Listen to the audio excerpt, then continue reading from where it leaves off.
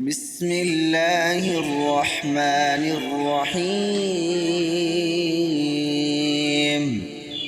قل من كان عدوا لجبريل فإنه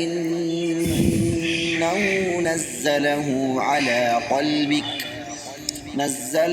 على قلبك بإذن الله مصدقا لما بين يديه وهدى وبشرى للمؤمنين من كان عدوا لله وملائكته ورسله وجبريل وميكال فإن الله عدو للكافرين. صدقت يا رب العالمين.